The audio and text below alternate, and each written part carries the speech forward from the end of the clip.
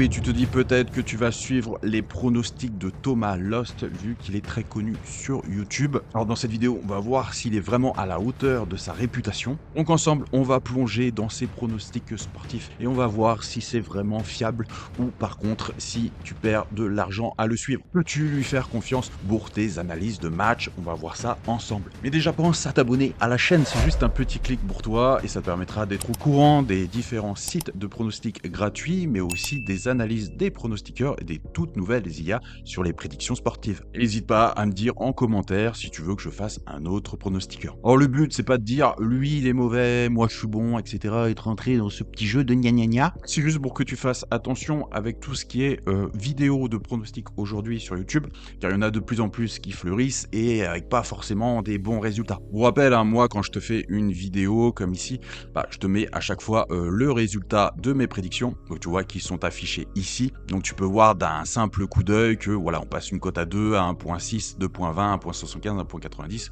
ou 1.6. Alors à savoir que la Ligue 1 c'est l'une des ligues les plus dures à pronostiquer puisque c'est des grands ballons en l'air. Le niveau est quand même ultra mauvais, on va se le dire, mais tu vois que même avec une ligue si difficile, tu peux avoir des cotes plutôt sympas et passer la majorité de tes pronostics. Donc on va voir les forces et les faiblesses des pronostics de Thomas Lost, on va voir des astuces pour repérer de bons pronostics chez d'autres experts, tu vas voir ma méthode d'analyse et tu vas pouvoir la faire chez les autres, tu vas voir les points clés d'une analyse de match réussie, je vais te donner des petits tips que j'ai jamais donnés sur mes plus de 700 vidéos YouTube, mon verdict final sur ces stratégies de prédiction. Je voulais tout d'abord vous remercier par rapport à tous les messages positifs que je reçois par rapport aux nouvelles formules de Pronomatéo où aujourd'hui Pro Match Analyzer est inclus quelle que soit la formule que tu prends. C'est une décision qui a été prise parce que vous êtes énormément à avoir d'excellents résultats avec Pro Match Analyzer. Je vous rappelle, tu peux tester gratuitement. Après, l'utilisation de Pro Match Analyzer est assez simple. Tu vas sur le meilleur site de statistiques qui est Footistat. Tu as juste à choisir le match de ton choix et de copier-coller toutes ces données. Tu réfléchis même pas, tu prends, tu copies, tu colles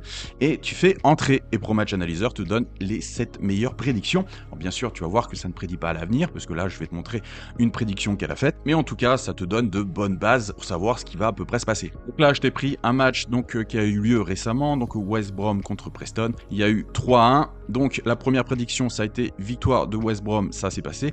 Moins de 2,5 buts dans le match, ça s'est pas passé. West Brom marque en premier. Alors ça, va falloir que je vérifie. Hop. Alors effectivement, West Brom a bien marqué en premier à la 18e minute, je crois, c'est ça? Ouais, c'est ça. À la 18e minute par Maja. Donc ça, c'est passé. Moins de 1,5 but pour Preston, ça, c'est passé. Bon, les cartons, on s'en fout. Josh Maja marque un but. Oui, ça, c'est passé. Et match nul à la mi-temps, 7e prédiction, et ce n'est pas passé. Donc pour rappel, les premières prédictions, c'est vraiment ce qu'elles pensent le plus fiable, et plus tu descends, moins ça a de chance de passer. Mais tu vois que sur cette prédiction, elle s'est trompée que 2 fois. Et même si je regarde au niveau des cartons, tu vois, 1 carton, 2 cartons, 3 cartons, 4 cartons, 5 cartons, et elle avait bien prédit plus de 4,5 cartons dans le match. Donc même au niveau des cartons, elle se trompe très peu. J'ai eu quelques questions aussi, parce que tu vois que là, il y a IA Pronostic 2024, et ici, IA Pronostic 2024-2025, donc c'est-à-dire toutes les nouvelles IA de 2025 sont inclus dans le pass expert illimité. Voilà, comme je t'ai dit, je vais te faire des petits tutos. Donc là, par exemple, ça, c'est une nouvelle IA de 2025 de IA Pronostic. Donc, il te dit de te rendre sur ce site. Donc, c'est ce que je vais faire. Tu as juste à cliquer dessus. On te conseille entre game total 160 jusqu'à 200. Donc, on va prendre 160 qui est ici. Je vais choisir les matchs. Je vais faire copier. Hop. Entrez vos données à analyser, je vais faire coller. Et là, je vais vouloir le top 3 des prédictions et je vais lancer tout simplement l'analyse. Tu vois qu'il me dit que l'analyse est en cours. Tu vois qu'après, il me donne un indice de confiance avec le scénario qui risque d'arriver avec les équipes qui ont le plus de chances de passer. Donc, on en revient au pronostic de Thomas Lost et tu vois que j'ai pris les pronostics qu'il a donnés récemment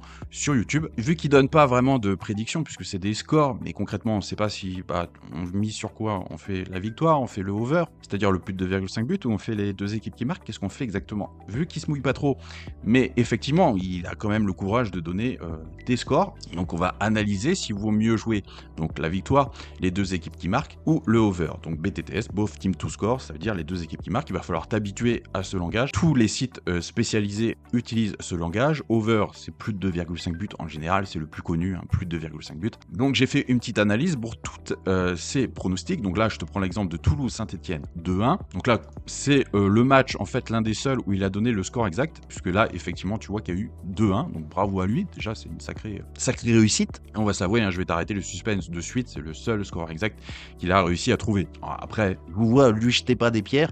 Le score exact, c'est quasiment impossible à trouver. Donc je te donne un autre exemple, Marseille-Lille. Donc là, on est sur une victoire de Lille 2-1. Et Marseille-Lille, il y a eu 1-1. Donc en toute logique, la victoire, j'ai mis que c'était pas passé. Le BTTS, c'est deux équipes qui marquent, vu qu'effectivement, il y a eu les deux équipes qui marquent, bah, c'est OK pour ce pronostic. Et après, pour le over, lui, il a dit 2-1. Donc moi, j'ai mis non, parce que très logiquement, il n'y a pas eu over 2,5 buts. Donc il y a eu 1-1. Donc tu comprends un peu la logique d'analyse. Si on regarde le total de tout ça en réussite, ça fait sur les victoires 1 2 sur 9, 2 réussites. BTTS 1 3 sur 9 et en over 1 2 sur 9. Pas vraiment une grosse réussite. Plus de réussite sur le BTTS qu'ailleurs, mais effectivement, pour être en positif avec un simple calcul, bah, tu peux voir qu'il faudrait une cote à 4,50, là une cote à 3 et là une cote à 4,50 de moyenne, on va dire, si tu avais joué tous les BTTS pour avoir et pour être en positif au final. Donc c'est-à-dire que là, si on avait tout joué, donc que ce soit tous les overs, tous les BTTS ou toutes les victoires, sur aucune de ces colonnes, on serait en positif. Bon, après, ça reste de la Ligue 1, ça reste l'un des championnats les plus durs à pronostiquer. Donc maintenant, on va prendre la Champions League, qui est réputée comme l'un des championnats les plus faciles à pronostiquer, puisque le niveau est très bon et l'enjeu est très fort. Les équipes sont toutes motivées. Donc déjà, le facteur de motivation entre pas vraiment en compte. Et le niveau est tellement haut qu'il n'y a pas vraiment des grands ballons en l'air en disant « Montez les gars, montez !» comme on peut avoir en Ligue 1. Donc là, ça se vérifie de suite, puisque les résultats sont quand même bien meilleurs. On est sur 7 sur 12 sur la victoire, 8 sur 12 sur les deux équipes qui marquent et 7 sur 12 sur le over. Alors là, tu te poses la question, oui, mais est-ce que ça permettrait d'être en positif ? Et très bonne question, merci de me la poser. Bah, les codes pour être en positif, on devrait être à 1,70 en moyenne sur la victoire. Je rappelle quand même que c'est la Ligue des Champions, donc en général, les codes sont quand même assez basses. Là, pour un Milan AC Belgrade, par exemple, on est sur une cote de Milan AC de 1,25. Là, si je regarde l'Atlético de Madrid, je vois qu'on est même sur une cote à 1,04. Donc effectivement, quand on te conseille une victoire sur une cote à 1,04, c'est quand même bête que ça passe pas. Donc, tu vois qu'ici, effectivement, pour avoir une cote à 1,70 sur des victoires comme ça va être compliqué. BTTS 1.50, c'est quand même la cote qui est la plus basse. Donc là, limite, c'est faisable. Mais encore, comme je dis, 8 sur 12 et une cote à 1.50, c'est juste pour être en petit bénéfice. Donc vraiment être à l'équilibre. Ça te garantit absolument pas des gros gains. Là, on est à 1.70 pour un total de 7 sur 12 sur les overs. Pareil, les overs compliqués. On va vérifier ça de suite sur Odds Portal. Par exemple, j'ai pris les prochains matchs de Ligue des Champions. Et tu vois que par exemple, pour Atalanta Storm Graz, on est sur une cote aux alentours d'1.40. Bon, sur les Argel, donc sur les l'ANJ Argel, tu vas être plus à 1.30. Donc j'ai pris un autre match pour vérifier. Là, si je prends Monaco, Aston Villa, bah on est un peu mieux sur le over 2,5. On est sur une cote à 1.7, 1.8. Si je regarde les deux équipes qui marquent, on est plus aux alentours d'une cote à 1.5, 1.6. C'est vrai que là, la cote, pour être en positif avec ces pronostics-là, il faudrait une cote à 1.7. On n'est pas très loin, mais je pense que ça va être très très chaud pour avoir l'équilibre. Mais après, attention, pour des pronostics donnés sur Internet, c'est-à-dire en général, quand j'analyse les vidéos, on n'est pas sur ces résultats-là, donc les résultats sont plutôt corrects, même s'ils ne permettent pas d'être en positif. Donc même chose, j'ai repris une autre journée Ligue des Champions, j'allais pas refaire la Ligue 1 vu les résultats qui ont été faits là. Donc j'ai repris la Ligue des Champions et voici les résultats qui sont plutôt similaires, bien que un peu moins bons, puisque au lieu d'avoir 7 sur 12, 8 sur 12 et 7 sur 12, on a 6 sur 12, 6 sur 12 et 7 sur 12, avec des cotes de 2 pour être en positif, ou du moins tout juste à l'équilibre, et une cote à 1.7, donc là c'est vrai que c'est un peu moins faisable. Donc tu vas me dire c'est bien beau Mathéo, mais du coup je joue quoi?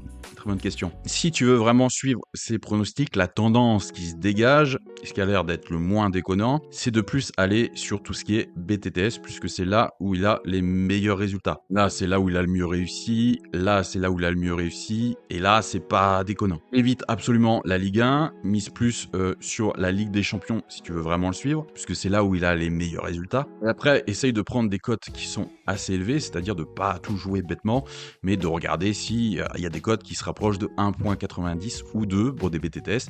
Donc ça peut être BTTS Yes ou BTTS No, et c'est là où tu arriveras à avoir à peu près les meilleurs résultats, même si ça ne garantit pas que tu sois en positif. Après, je t'affiche aussi les résultats qui sont ici pour bien vérifier que j'ai pas eu faux. Mais tu vois que pour analyser un pronostiqueur, faut être précis, surtout que là, sur les prédictions, on se dit c'est très précis, mais en fait pas vraiment, parce qu'on ne sait pas vraiment ce qu'il conseille. Vu qu'on ne sait pas ce qu'il conseille ni à quelle cote, ça devient compliqué d'analyser vraiment, ou alors il faut faire comme moi, aller vraiment dans le détail. En tout cas, je le répète, hein, c'est déjà une belle preuve de courage de donner des prédictions sur Internet en montrant son visage, pas comme certains. Comme je le dis, le but c'est pas de lui tomber dessus. En tout cas, les résultats, comme je le dis, sont plutôt corrects. Je m'attendais à bien pire, même si, comme tu le vois, faut pas le suivre aveuglément. Voilà, c'était Prono Météo. Je te dis à bientôt pour une prochaine vidéo. Si tu veux un pronostic totalement personnalisé, tu m'envoies juste un petit message sur WhatsApp. Alors bien entendu, hein, vous êtes très nombreux sur la chaîne, donc je peux pas faire tout le monde. Je livrerai qu'un seul pronostic par personne. N'oubliez pas qu'une analyse de match me prend plus de 3 heures, donc ça me prend énormément de temps. Je peux pas faire tout le monde, donc j'ai mis aussi les places. Mais en tout cas, je te dis à bientôt pour une prochaine vidéo. Bye.